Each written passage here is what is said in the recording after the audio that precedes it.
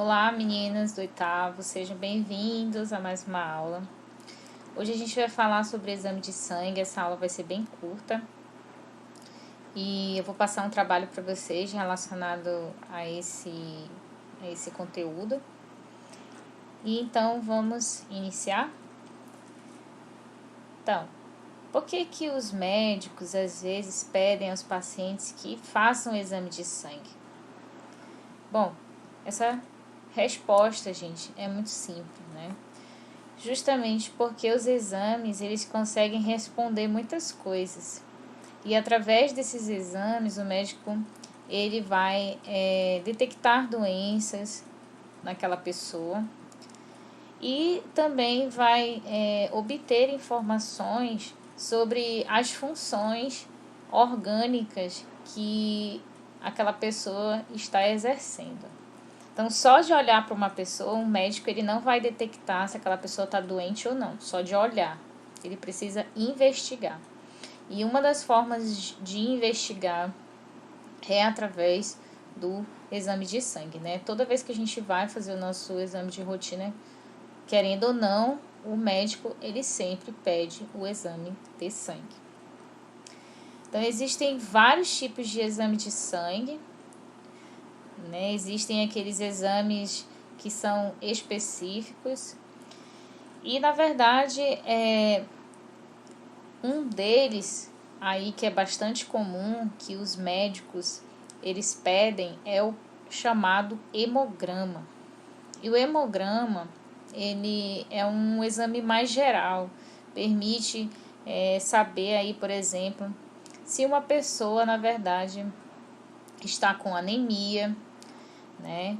E você sabe que essa doença, né, conhecida como anemia, ela consiste da diminuição do número de hemácias. Quando a pessoa ela está com o número de hemácias reduzido, dependendo de um padrão que aquele hemograma pedir, ela está, na verdade, com falta dessas células, né, conhecida como as hemácias, ou a quantidade de hemoglobina, né, que é constituída de ferro, está também em baixa quantidade. E aí, a partir do momento que o médico detecta, né, que aquela pessoa está com o número de hemácias reduzido, através da contagem dessas hemácias no exame de sangue ou da quantidade de hemoglobina, né, automaticamente esse médico ele procura fazer esse tratamento utilizando aí os medicamentos eficientes, principalmente o ferro. Bom, aqui nós temos mais ou menos, né, um exame de hemograma. E como você pode ver aí, né, o hemograma ele é dividido em duas partes, em eritograma e leucograma. Eritograma vem de eritrócitos. O que é eritrócito? Eritrócitos são as hemácias, né? Ou seja, a parte vermelha do nosso sangue. E aí, como vocês podem observar, existem vários componentes ali que a gente não sabe o nome, a gente não faz nem ideia, na verdade, do que significa. Né? A gente olha assim, a gente fica meio perdido. Meu Deus, que nomes são esses? Tá, gente? Mas o médico, ele sabe exatamente o que significa cada componentezinho desse. E ali você pode perceber que o leucograma, né, que são os leucócitos, eles na verdade são divididos em vários, né, leucócitozinhos específicos. Então aí você pode perceber que existe um padrão, existe na verdade um número padrão que se utiliza, né, para uma determinada pessoa ou um determinado paciente. Então, pessoal, o trabalho que eu quero pedir para vocês é que vocês façam, né, uma pesquisa sobre esses componentezinhos aí. O que significa esses componentes?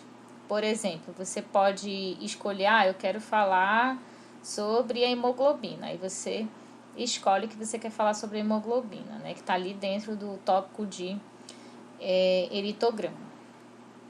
eu quero falar sobre os basófilos, eu quero falar sobre os linfócitos. Então, você vai escolher aí 3 componentes desse hemograma inteiro e você vai explicar nessa pesquisa, né, sobre esses componentes. Então, continuando a nossa aula, nós temos aí, né, alguns, na verdade, né, componentes do sangue, inclusive a gente já falou aí dos principais, tá? Quando a gente estuda os componentes do sangue, né, no ensino fundamental, geralmente a gente fala que o sangue, na verdade, é constituído pelas hemácias, né, pelos leucócitos, pelas plaquetas, pelo plasma. Mas só que não existe só isso, gente. Existem várias especificações dentro desses componentes que eu acabei de falar. Então, é basicamente isso que eu quero que vocês explorem, que vocês façam uma pesquisa sobre os diferenciados elementos específicos que existem no sangue. Então, por exemplo, quando uma pessoa aí coleta o seu sangue e coloca numa lâmina, como você pode observar aqui nessa imagem, vou mostrar aqui para vocês, ó, né? Ela vai observar todas essas célulazinhas aqui. E aí ela vai fazer uma contagem de acordo com um cálculozinho, né, que é feito pelos médicos, um cálculo matemático, que eles utilizam como padrão, tá?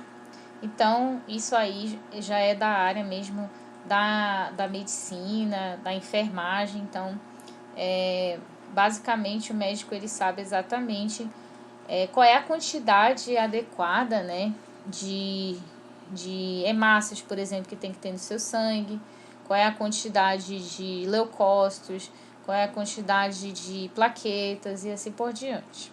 Então, gente, em outros exames é possível diagnosticar o nível de glicose, né? É possível também observar se uma pessoa ela está pré-diabética ou se ela está com diabetes, porque a taxa elevada, na verdade, do açúcar, né, que é a glicose, no sangue de uma pessoa pode ser sinal de doença. Então, aí nós temos mais ou menos, né, os níveis de glicose no sangue, né, numa pessoa normal, no caso aí está em miligramas por decilitro. E ali nós temos no normal 99, no pré-diabético nós temos de 100 a 125 e no diabético é maior ou igual a 126, né, mg por decilitro.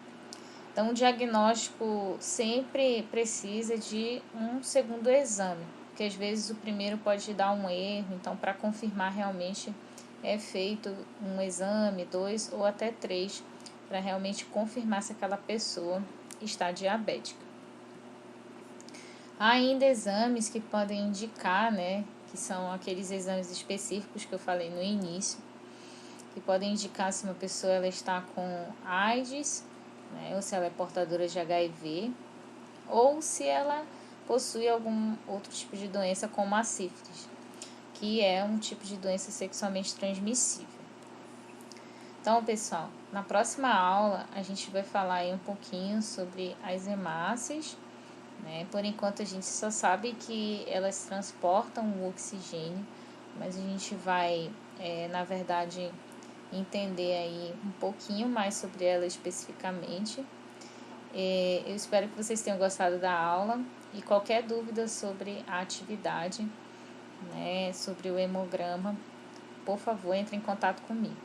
Um abraço para todos e até a próxima.